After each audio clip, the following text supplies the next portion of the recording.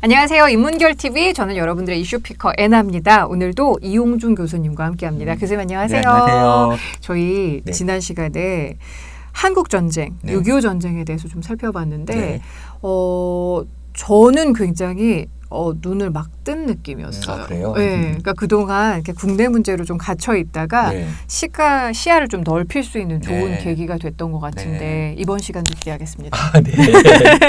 이번 시간은 이제 휴전이 어떻게 이루어졌는지 그리고 휴전 체제는 어떤 건지 그런 말씀을 좀 국제법상 진짜 궁금했어요. 아니 전쟁이 끝났다고 하는데 전쟁이 쉬는 중이야라고 하고 지금 쉬는 중이죠. 그리고 종전 선언을 하려고 하는데 정작 남한인 우리는 사인할 권리가 없다고 그러고 궁금했습니다. 그렇죠. 도대체 휴전은 어떻게 이루어진 거죠? 1951년에 이제 이게 전선이 교착 상태로 가니까 이제 소련의 유엔 대표부 대사로 있던 말리크가 이제 미국에 제안을 합니다. 우리 휴전하자. 잠깐 쉬자. 야, 이거 문제가 심각하다. 미국 행정부도 복잡했어요. 이거 전쟁을 하는 건 쉬워요. 기분 나쁘면 전쟁하거든요. 근데 그러니까 전쟁을 마치는 건 쉽지가 않습니다. 그래서 예전에 전쟁은 인간의 본성에 대한 관련된 문제인데 휴전은 굉장히 법적인 문제입니다. 그 제도적이니까 artificial해요. 사람이 이렇게 만든 거예요. 예전에 우리 지도 교수님께서 그러셨는데요. 유럽에서 축구를 보고 되게 놀랬대요. 축구는 전쟁이 30년 전쟁, 심지어 100년 전쟁이 이랬잖아요. 끝내는 방법을 모르는 거예요. 죽을 때까지 싸운다. 그렇죠. 근데 축구를 보니까 승패가 분명하고 어떻게 하면 이기고 지는 거가 나오고 그다음에 시간이 딱 있더래요. 90분 딱 그러면 지금 시간부로 남의 골대 먼저 넣고 계산해서 그래서 야 우리 저렇게 해보자. 그래서 이제 그렇게 만들었다고 하시더라고요. 일리가 있어요. 그래서 이제 휴전 협정 체결을 위해선 본격적인 그 협상이 진행이 되죠. 그런데 쉽지가 않았습니다. 여러분. 51년의 이야기가 나왔는데 51년 결국 53년까지 갔으니까. 2년을 끌었죠. 그것도 그냥 얼버무려서 휴전을 했어요. 그래서 이렇게 뒤탈이 많은 겁니다. 그래서 휴전 과정에서 이제 가장 큰 문제였던 것들이 특히 포로 교환 문제들, 그 다음에 전선을 어느 선에서 마칠 것이냐 이런 문제가 이제 논의가 자꾸 되다 보니까 중간에 끊어지기도 하고 그랬죠. 그 휴전의 결국 당사자로서는 우리나라, 그러니까 남한은 빠져 있었고 빠져 있고 유엔군 사령관이면서 미국 사령관 클라크, 그다음에 북한은 김일성, 그다음에 중국은 팽덕회 그 사령관이 사인을 하죠. 그래갖고 휴전이 일단 이루어진 건 1953년 아시다시피 7월 27일 날입니다. 악수 한 번 없이 그냥 사인하고 마치죠. 그런데 그때 여러 가지 남겨진 문제가 있었는데요. 양측 다 협의가 잘 안 되는데 아이젠하워 정부가 출범을 했어요. 그래서 아이젠하워는 대선 공약으로 한국 전쟁을 빨리 끝내겠다라는 게 대선 공약이었거든요. 누구나 그렇습니다. 이라크 전쟁 끝냈다고 오바마 들어오고요. 그래서 이제 그걸 끝낸다고 했기 때문에 빨리 끝내야 됐기 때문에 현지 사령관한테 야 대충 끝내. 그래서 이제 대충 끝냈죠. 그리고 대충 끝내는 대신에 나머지 문제는 1954년 제네바 정치회담에서 해결하자. 따로 만나서 다시 하자. 그래서 서로 물론 그때 안 되는 걸 알고 있습니다. 근데 일단은 전쟁을 마쳐야 되니까 휴전을 하죠. 제네바 정치회담에서 54년 4월부터 5월까지 모였는데 이 제네바 정치회담은 한국전에 대한 후속 조치가 아니라 인도차이나 문제를 우선으로 하고 그다음에 한국 전쟁을 이제 곁다리로 끊었는데 아무 진전도 없는 상태로 오늘날까지 우리가 방송하는 오늘 이 순간까지 그 체제가 오는 겁니다. 그 와중에 이제 큰 한 번의 이슈가 있었는데 많이 들어보셨겠지만 반공포로 석방 문제예요. 이거는 이승만 대통령이 지금 빅히트인데 한국 전쟁을 좀 휴전을 복잡하게 만든 원인이기도 하고 6월 18일 날이죠. 6월 18일 날인가 그 이승만 대통령이 그 반공포로들을 분류해서 이제 갑자기 석방을 하게 됩니다. 전 세계 깜짝 놀랐죠. 결론적으로 그래서 우리 포로들이 잘 못 돌아온 거예요. 북쪽에서 그래 우리는 우리 포로 안 넘겨 이런 식으로 해서 지금까지도 국군포로 송화 문제가 있는데 그 문제이긴 한데 저는 놀란 게 6월 21일자 뉴욕타임스에 이승만 대통령 본인 이름으로 기고를 합니다. 뭐라고요?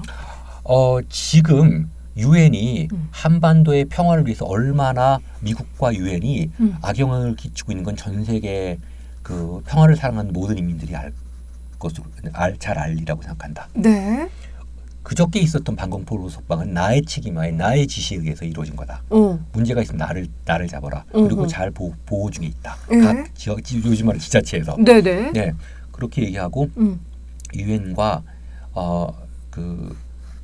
미국은 한반도 평의 진정한 평화가 무엇인지를 다시 한번 생각하기 바란다. 이승만 대통령에 대해 저도 사실 되게 비판적이지만 네. 이 문제는 국제법 학자로서 네. 또 뛰어난 외교관으로서 네. 정치가로서 요즘도 이만한 배포를 가지고 자기 명의 자기 이름으로 뭐 뉴욕타임스에 이렇게 기고를 해서 당시 네. 그렇게 코너에 몰려있는 그 약한 나라 지도자가 미국과 전 세계를 상대로 이렇게 일종의 그 싸움을 건다는 거 네. 그거는 쉽지는 않은 문제였습니다. 그 문제는. 네. 그래서 당시 처칠 수상도 뭐 유명한 얘기 뭐 쓰레기통에서 장미가 떴다고 얘기했는데 네. 그런 문제를 벌였는데 사실 뭐 이승만 대통령의 의도는 명확히 말하면 뭐 방공포로 석방 측면보다는 네. 전후에 자신의 정권을 어떻게 유지할 것인가 그 문제가 컸습니다. 그러기 위해서는 미군의 경제 지원과 미군의 안보 지원이 필요했거든요. 네. 근데 미국이 안 하려고 했어요. 한국하고 한미 상호 군사 동맹을 그랬는데 이렇게까지 미국을 코너로 몰아서 할 수 없이 결국은 미국으로 하여금 54년도에 54년 말이죠. 54년도에 비준했지만 한미 상호 방위 조약을 체결하게끔 되는 원동력이 됐습니다. 당시 미 국무장관이었던 그 널레스 국무장관, 지금 워싱턴 D.C.의 널레스 공항 있잖아요. 네네. 그 널레스 국무장관의 회고록을 보면 한 챕터가 한국 문제인데요. 그 이승만 대통령에 대해서 여러 가지 평가하지만 제3세계 지도자 중에서 미국을 가장 완벽하게 이해하고 있는 사람이라고 그런 얘기를 합니다. 네. 개인적으로 뛰어난 사람인 분이긴 하죠. 예. 근데 방공포로 석방 문제에서는 평가가 여러 가지지만 어쨌든 당시에 대단한 히트를 쳤고 그것이 조금 이제 휴전 협정을 순식간에 교착 상태로 빠지게 휴전 협정을 위한 협상을 그렇지만 결국 시간이 너무 오래 걸리다 보니까 네. 양쪽 다 급하게 그냥 주워 넘어갔고 휴전 협정을 체결합니다. 휴전 협정은 본장이 메인 텍스트가 총 5개 조항에 60개 항목을 클로우스 네. 63개로 네. 되어 있고요. 네. 그다음에 부속서가 있습니다. 부속서에는 지도도 붙어 있고 뭐 그래요. 근데 중요한 문제에 대해서는 명확한 해결 안 하고 일단 전쟁을 중지시키는 데만 굉장히 골머리를 썼죠. 미국 같은 경우는 일단 병력을 빼야 되니까 네. 너무너무 힘들었거든요. 네. 그래서 지금 말씀하신 그 질문이 뭐냐면은 예. 우리는 거기 왜 사인을 안 했냐 왕따를 네. 했냐 아닙니다. 이승만 대통령이 안 한다 그랬죠. 이딴 식으로 하는 휴전은 못 한다는 얘기를 한 겁니다. 그래서 그거를 미국의 목줄을 쥐고 다시 한미 상호 방위적을 끌어낸 거예요. 그런 문제들이었고요. 그러다 보니까 실제 휴전협정을 이렇게 읽어보시면요. 북한이 갖고 니들은 가라. 그러니까 북한의 지금까지 1953년 이후 얼마 전까지 2년 전까지의 북한의 모든 한반도 문제의 기본 원리는 그들 얘기에 의하면 조선반도 문제에 있어서 남조선 니들은 가라 우리는 미국하고 직접 교섭한다. 근데 그저께 엄청난 일을 한 거죠. 네네. 예, 문재인 대통령 오세요. 네. 그거 진짜 엄청난 일입니다. 그거 하나 돌리려고요. 얼마나 고생을 했는지 몰라요. 그러니까요. 조금만 우리가 방심을 하면요. 바로 미국하고 붙습니다. 북한이 뭐 입만 열면은 철천지 뭐 미제 이렇지만 북한만큼 미국을 사랑하는 나라가 없을 거예요. 완전 짝사랑도 그런 짝사랑이 그렇죠, 없어요. 사실은. 예, 자신의 고립을 풀어줄 수 있는 나라가 미국이기 때문에 네. 그거 보세요. 트럼프 대통령께서는 뭐 이러면서 난리도 아니거든요. 그래서 그 문제를 이제 휴전 협정에서 일단 일단락 짚고 나갑니다. 네. 그 이후에 이제 70년대 중반에 유엔에서 네. 이 유엔사 특히 소위 한국 문제 그 Question of Korea라고 해서 한국 문제가 논의가 집중적으로 될 때가 있어요. 네. 이제 유엔 연감이나 유엔 회의록에 본문이 나와 있는데 네. 특히 이제 유엔사 문제를 어떻게 처리할 것인가. 그래서 당시 이제 그 경색 그 냉전 과정에서도 가장 위험했던 지역인 한반도 문제를 어떻게 이제 평화적으로 해결할 것인가. 이 문제에 대한 논의를 유엔에서 많이 하고요. 일단 어떻게 되냐면 유엔사 같은 경우는요. 동구권, 그러니까 이스턴 블록 동구 사회주의권의 유엔사 해체 문제도 통과되고, 네. 미국, 영국, 한국을 중심으로 한 이제 유엔사 존속 문제도 통과가 되는 아주 이상한 일이 벌어집니다. 예, 예. 네. 그래서 다시 원점으로 돌리면 네. 그 참결 이제 우리가 휴전 협정의 당사자가 아니다 보니까 미국 그리고 중국 그다음에 북한만 당사자거든요. 그러다 보니까 요즘 이제 종전선언하거나 평화협정을 체결한다고 했을 때 한국 그러니까 뭐 이제 남북한으로 따져 남한이 그 당사자가 될 수 있냐에 대해서 국제법 학계에서도 좀 회의적으로 얘기하는 경우가 지금까지 좀 주류적인 의견이었거든요. 근데 저는 안 그렇다고 생각합니다. 왜냐하면은 네. 이게 복잡한 이유로 설명하는데 휴전은요. 이 전쟁 자체에 대한 당사자격을 얘기하는 게 아니라요. 전투 행위를 중지하는 겁니다. 네. 예. 그래서 당시에 미군 사령관과 그러니까 미 조약은 대통령이 체결해야 되는데 미군 사령관 클라크 장군과 그다음에 거기 써있긴 조선인민군 최고사령관 김일성 네. 그리고 모택동이 아니에요. 항미 원조 중공 예. 그 의용군 네. 그러니까 중국 중공군의 사령관이 팽독해 이 사령관끼리의 사인입니다. 그러니까 국가 대 국가의 사인이 아니었어요. 물론 그거에 승인을 인준을 받겠지만은 어쨌든 현장 전투 지휘관들이 우선 1954년 완전히 해결되기 전까지 전투행위 중지하자라고 얘기하는 사인이기 때문에 네. 우리가 당사자 전쟁을 우리가 주도했는데 무슨 당사자격이 없어요. 그러니까요. 몇십만 명이 죽는데요. 그러니까요. 저 경력 민간인은 뭐 수백만이 죽고 그런 상태에서 우리나라에서 우리가 주도한 전쟁에 대해서 당사자격이 없다는 건 말도 안 되는 소리고요. 그건 있고 단지 이 휴전협정 당사자는 전투 지휘관들끼리의 일단 휴전이라고 할 수가 있습니다. 그러니까 휴전협정에서의 사인이 있고 없고의 그런 문제를 네. 따지자는 게 아니라 네. 지금 이제는 네.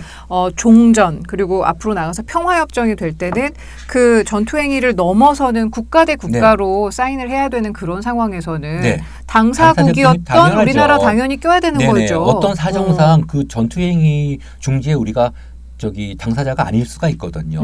만약에 우리가 당사자가 돼서 이승만 사인이 들어가는 건 아니죠. 네. 거기 당시에 53년 7월 당시에 총사령관이 누군지 모르지만 하여튼 우리로 말하면 합창 의장이 사인을 하는 거죠. 네네. 그렇게 되는 거기 때문에 예. 그러니까 전투행위끼리의 이거는 굉장히 좀 유니크한 제 주장입니다. 예.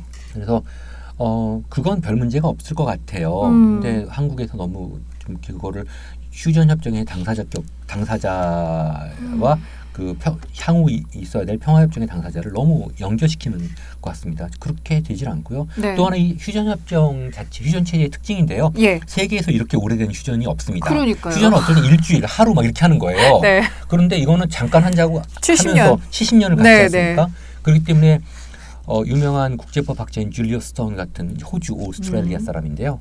돌아가셨지만 줄리어 스톤 교수 같은 경우는 한국전을 사실상의 평화라고 인정을 합니다. 그래서 많은 부분은 평화로 돌아가는데 조심하셔야 될 거는 항상 인자가 남아있는 것처럼요. 어떤 순간에 법적 이슈가 법적 쟁점이 나오면요. 그건 또 다시 법 문제로 갑니다. 아직은 국제법상으로는 전쟁 중인 상태인 거죠. 자, 그럼 교수님 종전협정을 이제 해야 되는 상황이 왔어요. 종전선언. 네. 종전선언이 돼야 되는 상황이 왔어요. 네. 이 종전선언에 있어서 대한민국 현재 아예 그냥 문재인 대통령이 딱 사인을 할 수 있는 그런 상황이 온다라고 했을 때 앞서 말씀해 주신 그 전투 행위를 중지하는 휴전에서 확장된 개념으로 국가 대 국가의 이런 당사국으로 우리가 하겠다. 지금 약간 유니크한 주장이라고 그러셨는데 국제법적으로 충분히 어필할 수 있는 물론이죠. 주장인가요? 예, 그럼요. 유니크한데 저는 생각에 예전에 예컨대 뭐 소수설이 꼭 뭐 밀리는 건 아닌 게 디뉴클리어레이션 비핵화 문제 때도 저는 북한의 비핵화라고 다들 주장할 때 한반도 비핵화라고 했거든요. 왜냐하면 미국의 주장이 그래요. 아하. 네, 이걸 주도할 수 있는 최강자의 주장이 그렇게 나왔습니다. 그래서 여기서는 계속해서 뭐 북한의 비핵화 그래서 그렇지 않습니다. 한반도 비핵화로 나가야 됩니다라고 말씀드린 적이 있었거든요. 근데 그런 식으로 이 문제는 아마 전 세계 국제법 학자들하고 토의를 해봐도 휴전 전투행위 중지하고 평화협정하고는 다른데 지금 말씀하신 종전선언은요 되게 폴리티컬이에요. 아하. 어떤 국제법적인 것보다는 정치적인 선언이니까. 왜냐하면 종전선언을 예를 들면 북미가 종전선언을 일방적으로 하는 거지. 종전선언 어떤 사인일 수도 있지만은 그러는 거는 평화협정으로 가는 거고요. 협정은 법적인 문서인데요. 종전선언은 북한과 미국이 예를 들어서 종전선언을 하고 우리와 중국도 종전선언을 하면 왜 제가 북한과 미국을 얘기하냐면요. 그 지금 매트릭스가 그래요. 그 둘이 종전선언을 하는 순간에 둘이 평화 체제로 들어가게 되고 본격적으로 수교 협상이 이루어지게 됩니다. 북한과 미국 사이에. 그렇기 때문에 북한이 계속 종전선언을 얘기를 하는 거죠. 일종의 다시 말해서 종전선언 자체가 법적인 효력을 갖는다기보다 평화협정으로 가기 위한 레버리지. 그 외 장대 높이 있죠. 그거예요. 그러니까 지렛대 역할을 지렛대 역할이 그렇게 그래서 탁 밀어줄 수 있는 그런 어떤 게 되는 거죠. 저는 그렇게 봅니다. 그럼 뭐 종전 선언에 대한민국 이름이 들어가건 안 들어가건 지금 그러면 큰 문제가 아니네요. 지금 이 구조는요. 지금 자꾸 그 Comprehensive Treaty, 그러니까 평화협정을 4개 당사국이 하는 거로 생각을 하는데 미국이 지금까지 그렇게 해본 적이 없습니다. 그렇기 때문에 제가 이번 작년에도 미국에 낸 논문이 북미 협정입니다. 왜냐하면요. 미국이 지금까지 1783년부터 개입한 모든 평화협정을 보면요.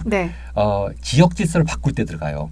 미국은 자기가 필요할 때 필요한 당사자하고 하는 거죠. 조차고 평화협정을 맺어본 적이 없습니다. 그거는 아주 레퍼런스에 아주 굉장히 정확히 나와 있어요. 1783년 이후에 최근까지 보면요. 그러니까 평화협정을 뭐 남북 중미 이렇게 하자고 하는데요. 그렇게 안 돼요. 미국이 원치는 않아요. 일단 미국은 북한하고 할 겁니다. 북한과 미국이면 되는 일단 거죠. 되면서 그러고 풀어나가는 거죠. 그래서요. 이게 예를 들어서 미중은요. 72년에 이미 수교를 맺으면서 끝났어요. 72년에 수교 타결하고 79년에 수교가 되는 순간에 사실상 과거 전쟁은 접는 거죠. 수교가 됐으니까 그거 자체가 평화협정이라고 할 수가 있습니다. 왜냐하면 수교협정 자체에 그게 나와 있으니까요. 근데 중요한 거는 북미 사이의 문제를 풀어나가는 게 가장 핵심적인 매트리스고요. 우리가 그거를 지금 문재인 대통령도 운전자, 미디에이터로서 중재자로서 그거를 붙여야죠. 그러니까 최고로 싸움이 심한 건 북미예요. 그렇죠. 그걸 풀어놓으면요. 그 다음에 지금 김정은 입장에서 미국하고 풀렸는데 남한하고 안 풀릴 이유가 없어요. 체제 보장만 해주면. 그러니까 우리가 다시 말씀드리지만 항상 말씀드리는 코스타일 코엑지스턴스 그 적대적 공존 상태를 벗어나고 굳이 그 흡수 통일만을 정책으로 내걸지 않는다면 북한 입장에서는 뭐 굳이 미국이나 한국과 적대 관계를 가지고 있을 필요는 없습니다. 그럼 뭐 입장을 바꿔놓고 생각해도 뭐 싸울 필요는 없는 거니까요. 지금 제 표정이 굉장히 개운해 보이지 않으세요? 그래요? 갑자기 개운해졌어요. 왜냐하면 진짜 뭔가 이렇게 싹 그 채증이 풀린 것 같은. 감사합니다.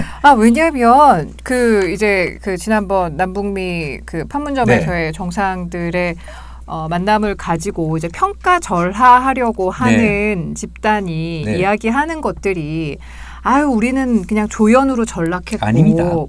개구로 전락하고 약간 아닙니다. 그런 식으로 표현을 했는데 사실 북미가 주연인 게 주연인 맞죠. 게 맞죠. 이 전쟁은 이 판은 그렇습니다. 그렇죠. 이 판을 잘 활용을 해서 멍석 깔아 주신 거고요. 문재인 대통령, 우리 정부 같은 경우는 조연 역할이 맞는 거고 객 역할이 맞는 거네요. 그걸 이해를 못 하셨던 거죠. 정확한데 모리에서 기초하는데 이 모리에는요. 이건 법적인 이슈인데 자꾸 정치적으로 해석하려고 해서 그렇습니다. 그렇네요. 상당히 법적인 이슈예요. 개별 조항들을 다 봐야 되거든요. 그래서 일단 이렇게 사진에 나와 있지만 김정은 위원장하고 트럼프 대통령이 약속하는 중간에 딱 웃으시면서 문재인 대통령이 있으시잖아요. 그 그림이 완벽한 거예요. 역사적인 사진이고 그만한 그림이 없습니다. 그냥 그렇게 해서 둘이 잘 화해를 시켜놓으면 그 다음에 우리한테 떨어질 판이 다 떨어지는 거예요. 그래서 북한도 이제 좀 유화적으로 일단 북미 수교가 우선이에요. 북미 수교는 북일 수교로 가는 거고요. 이 동북아시아 속에 평화가 이루어지는 거죠. 그런데 이 종전선언의 성격은 제가 보기엔 그런 식으로 평화협정으로 가기 위한 하나의 정치적 바탕을 놓는 거죠. 그러니까 도움 닫기를 위한 바탕을 놓는 거고요. 이 봉고도 제가 그거 되게 좋아해요.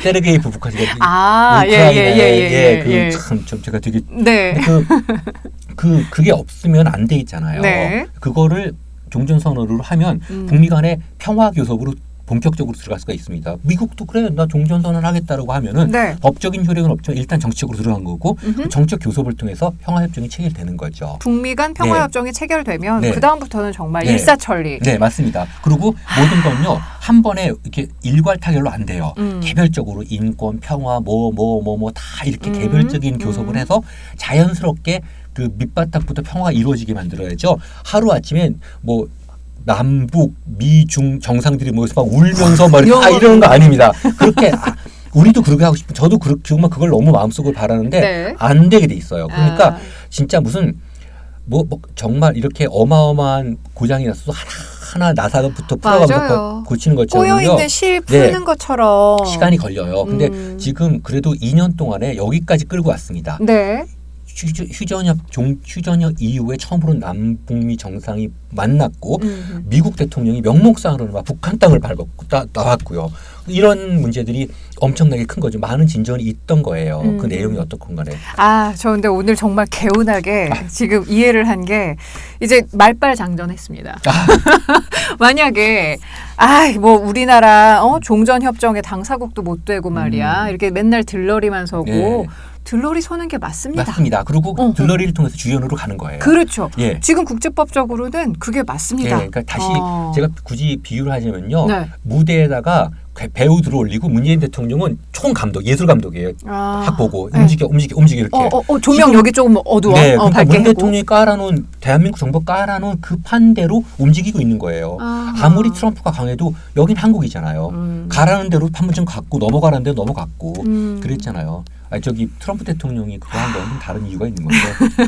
근데 이건 어쨌든 다시 말씀드리지만 법적인 이슈를 정치적으로 해석하다 보니까 자꾸 몰이해가 벌어지는 거죠. 그리고 이제 뭐 얼마 전에 또 뭐 그 나 대표님도 그러셨던데 불안하죠. 자꾸 이렇게 평화가 오면 그들은 불안한 사람들이거든요. 그걸 활용해야 되거든요. 예, 그 적대적 관계를 활용해야 되는 분들이다 보니까 불안해요. 알겠습니다. 그래서 평화협정을 북미 간에 미국 간에 일단 이제 맺을 수 있도록 해야 되는 거죠. 그러면 자연스럽게 이제 적대적 관계들이 청산이 되면서 나가는 겁니다. 근데 저는 진짜 보통 이런 시사 문제 다루면서 개운함을 얻기가 쉽지 않은데요. 교수님 덕분에 오늘 좀 개운함을 감사합니다. 얻었습니다. 그러니까 민망하네요. 국제법적인 이해가 부족한 상태에서 정치적으로 너무 그야말로 막 선동하는 그런 집단을 보면 이제는 좀 가소롭게 웃을 수 있을 것 같아요. 그러지 말지 좀. 이해 좀 하고 살지. 공부 좀 할지. 맞습니다. 실증적이고 전향적일 필요가 있습니다. 평화는 그렇게 감성적으로 이루어지진 않아요. 아하. 예, 그래서 이제 뭐 말씀드렸지만 미중 관계는 대충 그렇게 보시면 되는 거고. 네. 북미 관계가 가장 핵심이죠. 이제 우리 정부, 문재인 대통령은 이제 예술 감독으로서 뒤에서 조정을 하고 계시는 거고. 쉽게 말하면 그런 거예요. 둘을 올린 거죠. 네. 7월 달 지금 됐잖아요. 네. 하계 시즌 블록버스터 아닙니까? 그렇죠. 자, 이제 전부들 표정 잡고 들어간다 이렇게 나가는 거고요. 네. 트럼프 대통령은 그럴 수밖에 없는 입장인 게 대선 들어가거든요. 트럼프 대통령 우리 이번에 이런 블록버스터에 동의를 한 거는 시진핑이 14년 만에 왔었잖아요. 그러니까 너무 지금 그 중국의 입김이 북한을 지금 감싸고 있죠. 네. 그래서 조금 더 그거를 줄이기 위해서는 액션이 진짜 필요했던 거고. 그다음에 자기 대선을 위해서 뭔가 그 언론 매체에다가 내가 뭔가 하고 있어라고 얘기를 해야 되지 않습니까? 그런 것 때문에 온 건데 정치적인 쇼라 해도 이런 쇼는 필요하죠. 그럼요. 사람이라는 게요. 국제 정치도 안 보면 서로 오해합니다. 그리고 실제로 대의 명분상으로도 좋잖아요. 맞죠. 그리고 생각해 보세요. 2년 지금 되게 이걸 평가절하하는 분들이 있지만 2년여 전 생각해 보세요.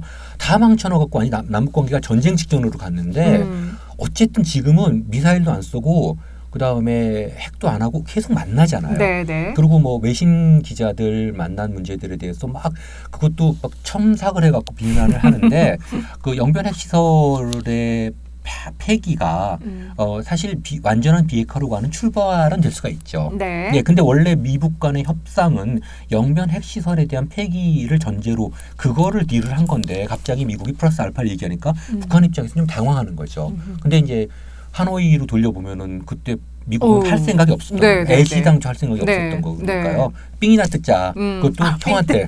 맞아. 그러니까 얘는 어차피 돈이 없어요. 뭐 둘도 패봤자 돈이 안 나오니까 여기다 이렇게 해놓고 나서 걔 형한테 가서 삥을 뜯은 거죠. 많이 뜯었어 이번에. 네. 예, 그래서 평화가 오면은 무기가 필요 없잖아요. 그렇죠. 그러니까 예, 미국이 국가의 큰 흐름을 바꿔야 돼요. 평화적으로. 지금 너무 전쟁에 개입하고 있습니다. 전쟁 특수를 너무 맛을 봤어요. 이제 그러면 안 되는데. 안 돼요. 번영을 공유해야죠. 그렇죠. 전쟁을 그렇죠. 공유하면 어떡합니까? 그럼요. 그래서 그런 건 지금 당장은 미국이 강할지 모르지만 미국의 사회 시스템 자체를 붕괴시킵니다. 미국의 요번에도 트럼프 대통령 기자회견 할 때 아직 못 듣겠더라고요. 그게 번역된 것보다 영어로 들으면 더 역해요.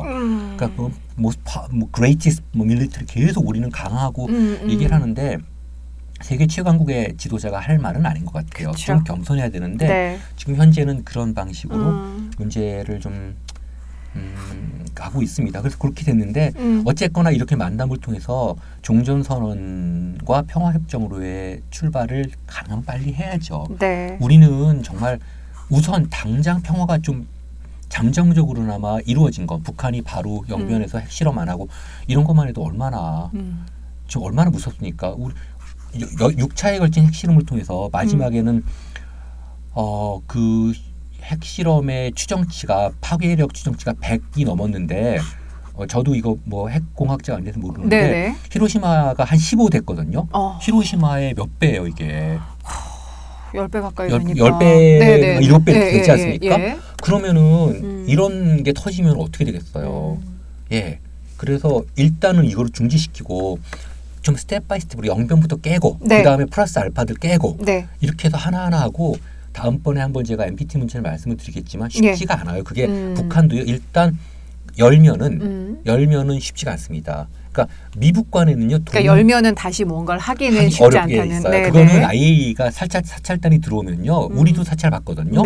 원자력 발전소들. 근데 일단 들어오면요. 아무리 북한이 숨겨도요. 그거를 다시 원상 회복하기는 거의 불가능해요. 근데 미국은 안보리 해제했다가 경제 해제했다가 마음에 안 들어 그 다음날 또 할 수 있습니다. 그러니까 동일한 그 바탕은 아니죠. 다시 말하면은 니네가 완전히 폐기하면 우리가 안보리 해제해줄게라고 하는 거는 그건 국제사회에서도 아니라고 얘기해요. 그건 아니다. 그래서 좀 차례차례 영변하면 안보리 중에서 핵심적인 민생 문제 해결해주고 이렇게 나간다. 왜냐하면 미국이 칼자루 쥐고 있거든요. 그래서 교섭에서 일방적인 게 어디 있겠어요. 그런 문제들이 있고요. 네. 알겠습니다. 오늘 이야기가 참 개운한. 감사합니다. 나중에 평화협정 한번 구체적으로 좀 한번 말씀을 또 그 과정도 한번 우리가 그림을 그려보면 좋을 것 같아요. 사실은 이게 좀 뜬구름 잡는 얘기 같기도 하고 그러다 보니 자꾸 거짓 뉴스도 양산이 되고 북한 애들 도대체 어딜 믿어 못 믿겠어 이렇게 자꾸 이야기를 하시면서 또 이렇게 코너로 몰고 가는 그런 어르신들 계신데 그것도 하나 말씀드리는데 예전에 우리 강경화 외교장관 청문회 때도 김정은을 믿습니까? 그랬더니 안 믿습니다. 그러는데 사람은 원래 못 믿는 거예요. 그럼요. 상황을 보는 거죠. 그렇죠. 예, 그 글을 들어서 상황을 보는 거지. 특히 적대국의 그 지도자를 어떻게 믿어요? 당연히 특히 이쪽에 그 정책 기조를 잡고 있는 사람들은 못 믿고 시작하는 거예요. 안 보여요. 99%가 어디 있어요. 120%죠. 상황을 계산해서 판단을 하는 거죠. 그러니까 자꾸 쟤들 못 믿어. 북쪽 애들 뭐 이렇게 생각을 하는데 당연히 우리가 못 믿죠. 그런데 상황을 계산해서 좀 더 평화적인 방향으로 어쨌든 지난 2년을 보십시오. 끌고 나갔잖아요. 이제 우리 다음 단계는 이제 미북 간의 평화 협정을 체결하는 과정으로 우리가 이 시츄에이션을 조성을 해야죠.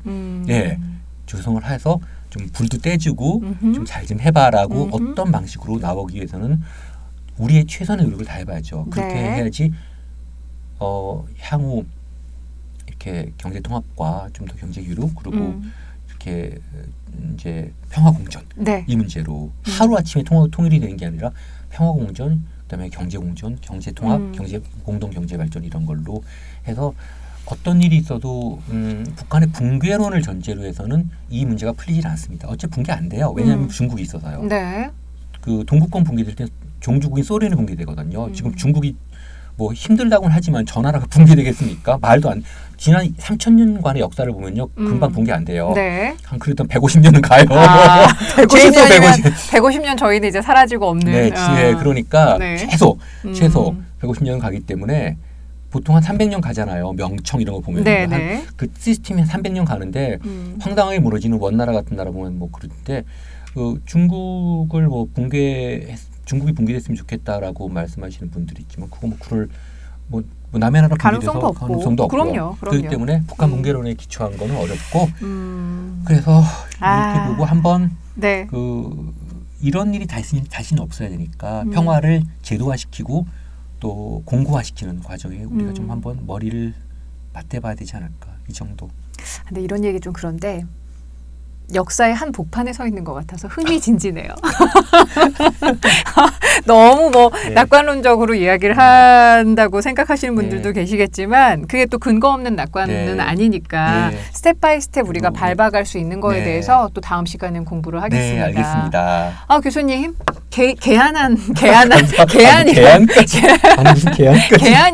개안이라기보다는 좀 개운한 해안을 주셔서 시청자 여러분께서도 국제법에 대한 좀 관심을 가져주십시오. 이거는 대부분이 우리는 법적 이슈고요. 뭐 오늘 아베도 뭐 그랬고 뭐 매일같이 법적 이슈입니다. 알겠습니다. 국제법적인 이해를 넓혀주시는 이용준 교수님과 함께한 시간이었고요. 다음 시간도 기대할게요. 고맙습니다. 감사합니다. 안녕.